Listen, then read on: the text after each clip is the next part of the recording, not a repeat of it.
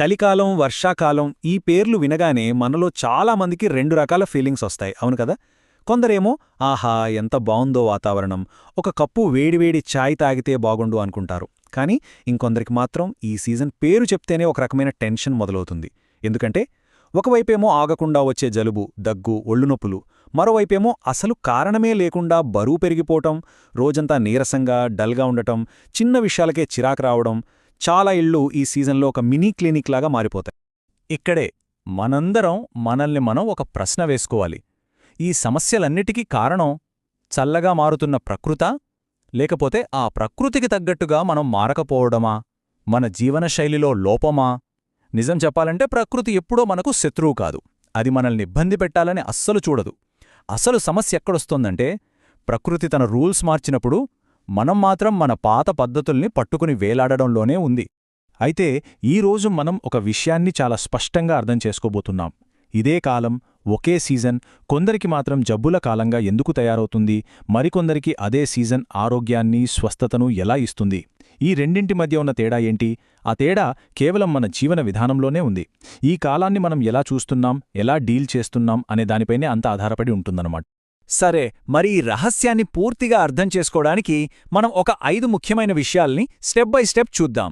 First, అసలు ఈ శీతాకాలం అనేది అనారోగ్యకాలమా లేక ఆరోగ్యాన్నిచ్చే కాలమా? తర్వాత, చలి మొదలవ్వగానే మన శరీరం లోపల ఏం జరుగుతుంది, దానిలో ఉండే ఆ సీక్రెట్ స్విచ్ ఏంటి? ఆ తర్వాత ఈ సీజన్లో మన ఫుడ్ ఎలా ఉండాలి, ఏది మనకు మెడిసిన్లా పనిచేస్తుంది? నాలుగోది, ఫుడ్ మాత్రమే కాదు, మన లైఫ్ స్టైల్ ఎలా అసలైన మందుగా మారుతుంది? ఇక చివరిగా, ప్రకృతితో పోరాడటం మానేసి దానితో పాటు ఎలా కలిసి నడవాలో తెలుసుకుందాం. అయితే ఇప్పుడు అసలు మ్యాటర్లోకి వచ్చేద్దాం. బయట వాతావరణం చల్లబడగానే మన శరీరం లోపల సరిగ్గా ఏం జరుగుతుంది? చాలామందికి తెలియని విషయమేంటంటే మన శరీరం ఒక సూపర్ స్మార్ట్ మెషిన్ లాంటిది. బయట ఏ చిన్న మార్పు వచ్చినా లోపలది ఆటోమేటిక్గా తనని తాను అడ్జస్ట్ చేసుకుంటుంది. ఇది ఒక అద్భుతమైన ప్రక్రియ. వాతావరణంలో చలి పెరగగానే మన శరీరం చాలా తెలివిగా ఒక సర్వైవల్ మోడ్లోకి వెళ్ళిపోతుంది. దీన్ని మనం రక్షణ మోడ్ అని కూడా అనుకోవచ్చు. అంటే మన ఫోన్లో బ్యాటరీ తక్కువున్నప్పుడు పవర్ సేవింగ్ మోడ్ ఆన్ అవుతుంది కదా, అలాగనమాట. శరీరం తన మెయిన్ ఫంక్షన్స్కి ప్రయారిటీ ఇస్తుంది. మొదటిది, బాడీలో ఉన్న వేడిని బయటకు పోనివ్వకుండా కాపాడుకోవడం. రెండవది, అనవసరంగా శక్తిని ఖర్చు చేయకుండా ఫ్యూచర్ కోసం దాన్ని లోపల స్టోర్ చేసుకోవడం. ఇది నెగటివ్ విషయం కాదు, ఇది మనల్ని మనం కాపాడుకోవడానికి మన శరీరం తీసుకునే ఒక ఇంటెలిజెంట్ స్టెప్. ఇక్కడే మనం ఒక చాలా ముఖ్యమైన పాయింట్ని అర్థం చేసుకోవాలి. ఈ కాలంలో చాలామంది బరువు పెరుగుతారు. వెంటనే మనకు మనమే ఒక జడ్జ్మెంట్ ఇచ్చేసుకుంటాం, అయ్యో నేను బద్ధకించేస్తున్నాను, లావైపోతున్నాను అని. కాని అసలు నిజం అది కాదు. ఈ కొవ్వు నిల్వ అనేది బద్ధకం కాదు, అది ఒక రక్షణ కవచం. ఎప్పుడైతే మనం చల్లటివి తింటామో, రాత్రిపూట ఆలస్యంగా తింటామో, లేదా సరిగ్గా నిద్రపోమో, అప్పుడు మన బాడీకి ఒక సిగ్నల్ వెళ్తుంది. ఓకే, బయట పరిస్థితి బాగాలేదు, నాకు సరిగ్గా శక్తి దొరకట్లేదు, డేంజర్ ఉంది, ఉన్న శక్తిని జాగ్రత్తగా దాచుకోవాలి అని. ఆ ఆలోచనతోనే అది ఫ్యాట్ని స్టోర్ చేయడం మొదలుపెడుతుంది. సో బరువు పెరగడం అనేది సమస్య కాదు, అది మన లైఫ్ స్టైల్లో ఉన్న సమస్యకు ఒక సిగ్నల్, అంతే. సరే, ప్రాబ్లం ఏంటో అర్థమైంది కదా, మరి సొల్యూషన్? భయపడకండి, సొల్యూషన్ మన వంటింట్లోనే ఉంది. ఈ చల్లని కాలంలో మనం తినే ఆహారం కేవలం మన ఆకలిని తీర్చేది మాత్రమే కాదు, అది ఒక పవర్ఫుల్ మెడిసిన్. మన పెద్దవాళ్లకు ఈ విషయం చాలా బాగా తెలుసు. అందుకే వాళ్ళు చలికాలంలో తినే ఆహారం చాలా స్పెషల్గా ఉండేది. ఈ సీజన్లో మన శరీరానికి అత్యంత అవసరమైనదేంటంటే వేడిగా, తాజాగా వండిన ఆహారం. వేడివేడి అన్నం, పప్పు లేదా కిచిడి, ఉడికించిన కూరగాయలు ఇలాంటివి.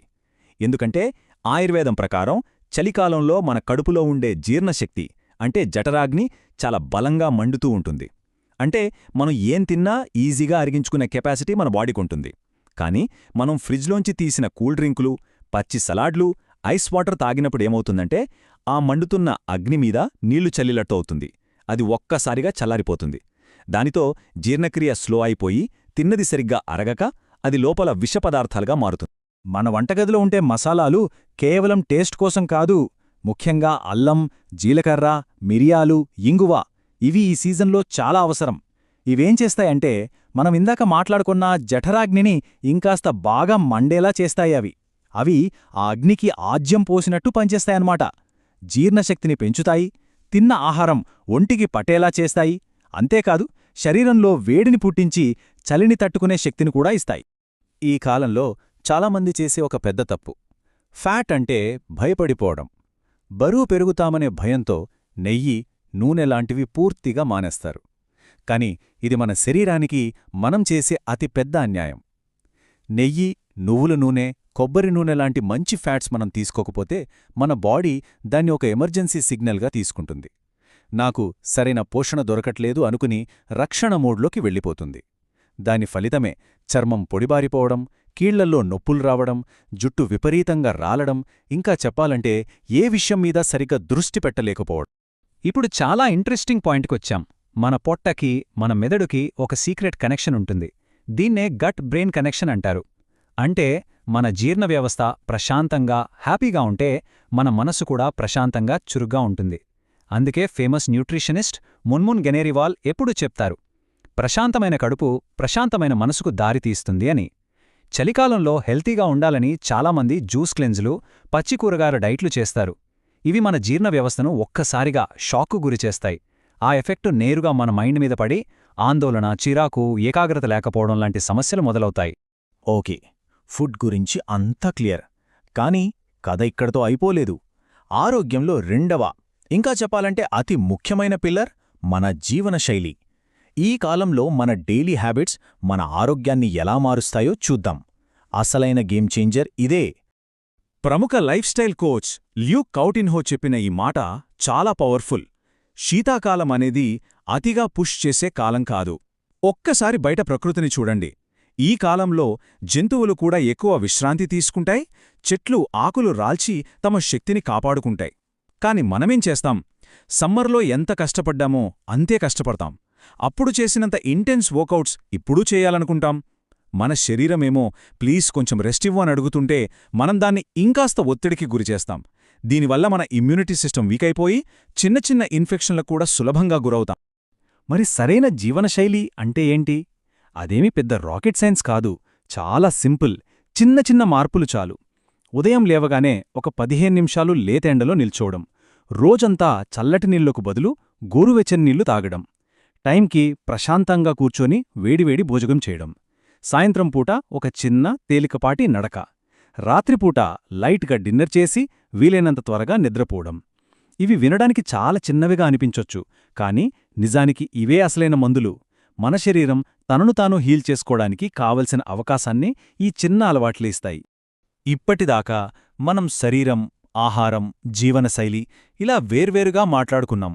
ఇప్పుడు వాటన్నిటినీ కలిపే ఒకే ఒక సూత్రం గురించి, మన ఆలోచనా విధానంలో రావలసిన ఒక చివరి మార్పు గురించి తెలుసుకుందాం. ఇదే అన్నింటికంటే ముఖ్యమైనది. మనందరం తెలియకుండా చేసే ఒకే ఒక్క తప్పు ఇదే. మనం ప్రకృతితో ఫైట్ చేయడానికి ప్రయత్నిస్తాం. చలి వస్తే దాన్ని ఎదిరించాలని చూస్తాం. శరీరం రెస్ట్ అడిగితే దాన్ని బలవంతంగా పనిచేయిస్తాం.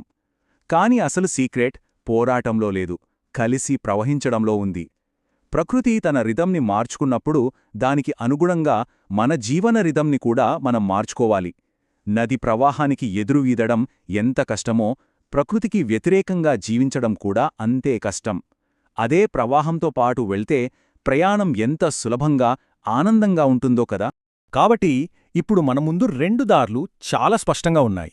మొదటి దారి, ఇంకా ఎక్కువ కష్టపడాలి, బరువు తగ్గాలని, తక్కువ తినాలి, ఈ సీజన్ని ఎలాగైనా ఎదిరించాలి అనుకోవడం. దీని డెస్టినేషన్ ఒత్తిడి, అనారోగ్యం. ఇక రెండో దారి, శరీరానికి అవసరమైనంత రెస్ట్ ఇవ్వాలి, పోషణ గురించి ఆలోచించి సరిగ్గా తినాలి, ఈ కాలం యొక్క స్వభావంతో పాటు మనల్ని మనం మార్చుకోవాలి. దీని డెస్టినేషన్ ఆరోగ్యం, ప్రశాంతత. ఏ దారిని ఎంచుకోవాలనేది మన చేతుల్లోనే ఉంది.